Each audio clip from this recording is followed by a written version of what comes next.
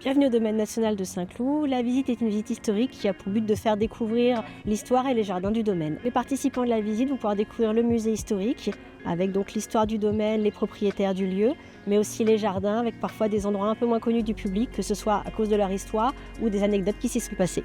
On nous demande souvent où est le château au domaine de Saint-Cloud, sauf que le château a brûlé au 19e siècle, donc il n'y en a plus. Donc il faut toujours une bonne dose d'imagination pour expliquer aux gens comment était le château lorsqu'il existait. Ce que j'ai apprécié, ce sont les jardins, les arbres, les cèdres.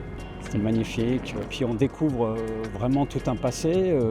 J'avais vraiment aucune idée de ce qu'était le parc de Saint-Cloud. Alors j'ai eu plusieurs moments préférés, mais c'est vrai que la promenade dans les jardins, les explications très claires de notre guide Emeline, entre la distinction entre les jardins à la française, les lignes, la perspective, j'ai trouvé ça très très beau. Et puis le jardin à l'anglaise qu'on a vu où c'est beaucoup plus romantique, où on sent que c'est vraiment le peintre qui va poser son chevalet et avoir plusieurs points de vue suivant où il pose sa toile. Mis à part la visite historique, nous avons donc d'autres visites disponibles sur Explore, des visites thématiques. Par exemple, on a une visite sur le Jardin des enfants de France, le Jardin de Trocadéro. On va avoir aussi une visite sur la thématique des hommes et des animaux à travers les œuvres du domaine. Si vous aimez la nature, les beaux paysages, prendre l'air et sortir des encombrements de Paris, n'hésitez pas à venir au domaine national de Saint-Cloud.